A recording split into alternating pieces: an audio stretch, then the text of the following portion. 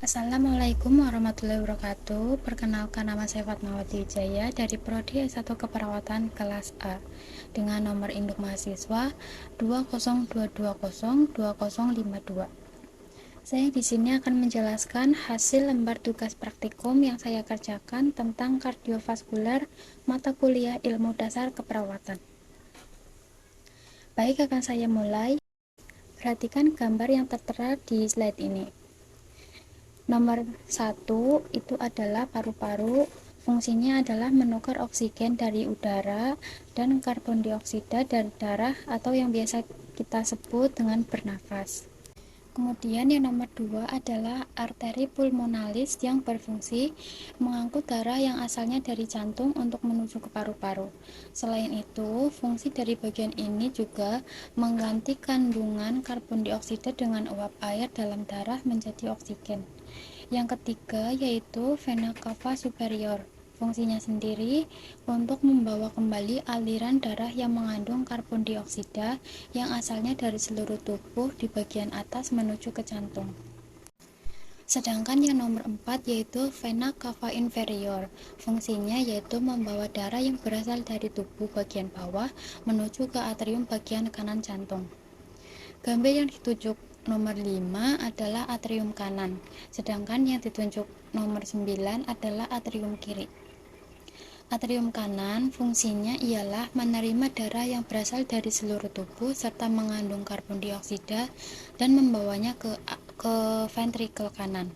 Sedangkan atrium kiri berfungsi untuk menerima darah yang berasal dari paru-paru dan mengandung oksigen, kemudian membawanya ke ventrikel kiri.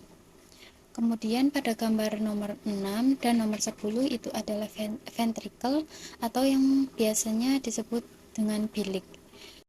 Yang nomor 6 adalah ventrikel kanan atau bilik kanan. Fungsinya yaitu menerima darah dari serambi kanan atau atrium kanan dan membawanya menuju ke paru-paru. Sedangkan gambar yang ditunjuk nomor 10 adalah ventrikel kiri atau bilik kiri yang berfungsi menerima darah dari serambi kiri atau atrium kiri serta membawanya menuju ke seluruh tubuh. Kemudian nomor 7 itu vena pulmonalis. Fungsinya yaitu membawa darah yang mengandung oksigen kembali ke jantung, selanjutnya darah akan diedarkan ke seluruh tubuh. Kemudian nomor 8 adalah aorta. Fungsinya sendiri yaitu untuk membawa darah yang mengandung zat oksigen dari bagian ventrikel kiri sampai ke seluruh tubuh manusia. Selanjutnya nomor 11 yaitu perikardium. Berfungsi melindungi dan melumasi jantung, mencegah gesekan dan infeksi, dan tetap menjaga agar berada di posisinya saat terjadi guncangan. Nomor 12 adalah dinding jantung. Fungsinya untuk membuat jantung berdetak dan mencegah agar tidak bocor. Kemudian pada bagian jantung juga terdapat katup-katup yang membantu proses pengaliran darah. Katup-katup tersebut antara lain katup trikuspid, yaitu katup yang menjadi batas antara atrium kanan dan ventrikel kanan jantung. Kemudian ada juga katup mitra, yaitu katup yang menjadi batas antara atrium kiri dan ventrikel kiri. Lalu ada katup pulmonal, yaitu katup pembuluh paru-paru yang mengatur aliran darah dari ventrikel kanan menuju ke pembuluh arteri paru-paru. Kemudian yang terakhir ada katup aorta yang merupakan katup yang mengatur aliran darah dari ventrikel kiri menuju ke pembuluh aorta dan berlanjut ke seluruh tubuh. Itu tadi adalah penjelasan mengenai organ-organ yang terdapat dalam sistem kardiovaskuler beserta fungsinya. Kemudian saya akan melanjutkan dengan menjelaskan tentang gangguan-gangguan apa saja yang terjadi pada organ-organ sistem kardiovaskuler. Perhatikan gambar di slide. Di slide menunjukkan nama-nama penyakit dan gangguan-gangguan sesuai dengan tempat terjadinya. Saya akan menjelaskan satu persatu. Di sini ada hipertensi. Hipertensi merupakan pengertian medis dari penyakit tekanan darah tinggi. Hipertensi biasanya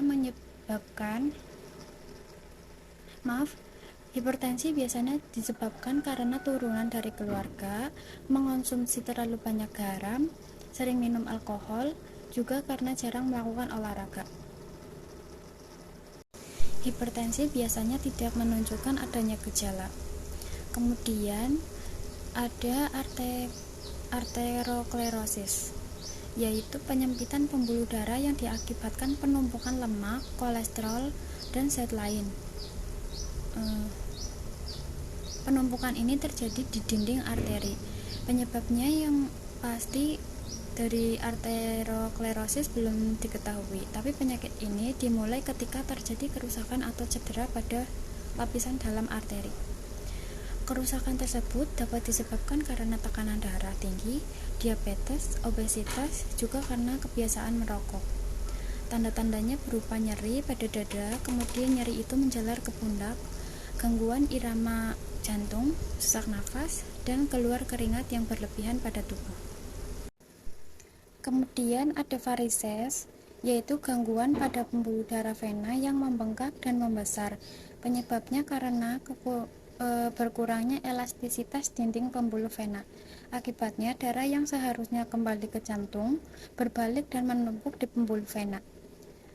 Gejala yang biasa dirasakan ditandai dengan penonjolan atau pembengkakan pada pembuluh vena yang biasanya tampak di kulit dan juga berwarna keunguan atau kebiruan. Kemudian di sini juga ada aneurisme, adalah kondisi di mana terjadi pembesaran di dinding arteri. Penyebabnya yaitu kelemahan pada dinding arteri sehingga terjadi penggelembungan terbentuk seperti balon. Hal ini terjadi ketika aliran darah menekan dinding pembuluh darah sehingga menimbulkan gejala seperti nyeri yang dirasakan terus-menerus di dalam atau di bagian samping perut, nyeri punggung, dan sensasi berdenyut di sekitar pusar. Kemudian ada juga penyakit jantung bawaan, yaitu kelainan pada struktur dan fungsi jantung yang sudah ada sejak lahir. Penyebabnya diakibatkan karena gangguan pada proses pembentukan dan perkembangan jantung janin. Faktor dari gangguan pada proses pembentukan dan perkembangan jantung janin bisa terjadi karena faktor dari sang ibu yang menderita diabetes tipe 1 atau tipe 2 yang tidak terkontrol dengan baik sebelum dan pada saat kehamilan. Atau bisa juga karena sang ibu terkena virus tertentu seperti rubella saat usia kandungan memasuki trimester pertama. Tanda-tanda penyakit jantung bawaan pada bayi yaitu cepat lelah bila beraktivitas seperti menyusui, sering batuk pilek, warna lidah biru saat menangis, dan nafasnya cepat. Kemudian ada infark miokard, yaitu suatu penyumbatan aliran darah ke otot jantung. Penyebabnya yaitu adanya penyumbatan pada arteri yang menghalangi aliran darah ke jantung. Tanda-tanda yang biasa terjadi yaitu nyeri pada dada yang tidak kunjung hilang walaupun sudah beristirahat. Selain itu, gejala lain yang mungkin muncul adalah keringat dingin, mual, muntah, batuk, jantung berdebar-debar, dan pusing. Kemudian ada perikarditis, yaitu suatu pembengkakan dan iritasi pada membran seperti kantung tipis yang membungkus jantung atau yang biasa disebut dengan perikardium. Penyebab dari penyakit perikarditis yaitu infeksi virus. Biasanya infeksi ini terjadi setelah seseorang mengidap infeksi pada saluran pernafasan bagian atas. Jamur, bakteri, dan infeksi lain juga bisa menyebabkan seseorang mengalami perikarditis. Gejala yang dirasakan oleh penderita meliputi nyeri dada seperti tertusuk di daerah tengah atau sisi kiri dada, sesak nafas terutama saat posisi berbaring, kemudian batuk kering yang tidak kunjung membaik, lalu demam, jantung berdebar-debar, lemah, dan juga tungkai atau perut membengkak.